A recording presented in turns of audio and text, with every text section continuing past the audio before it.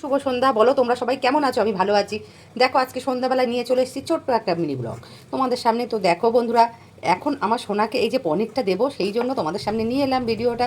আমার সোনাকে দেখতে তোমরা সবাই খুব ভালোবাসো, সোনাকে ভালোবাসা দিচ্ছ, খুবই ভালো লাগছে। আমার সোনাও তোমাদের ছাড়া থাকতে পারে না, কেননা ও জানে যে খাবার সময় আমি ভিডিও করি সব সময়ের জন্য। দেখো আমার সোনা চলে এসছে, এসে পুরো বসে আছে ও খাবারের জন্য, মানে কখন ওকে খেতে দেবো ও সেই অপেক্ষাতে আছে আমার সোনা।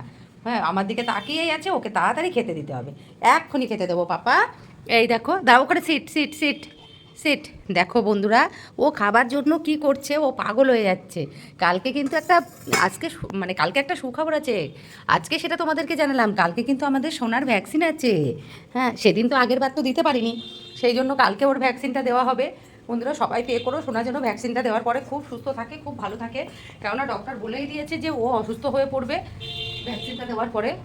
তো ও যেন ভালো থাকে সেটাই তোমরা পে করো, ও সুস্থ থাকুক এটাই চাই। কালকে যদি ওর মানে টেম্পারেচার হাই না হয় তাহলেই ওকে ভ্যাকসিনটা আমরা দিতে পারবো।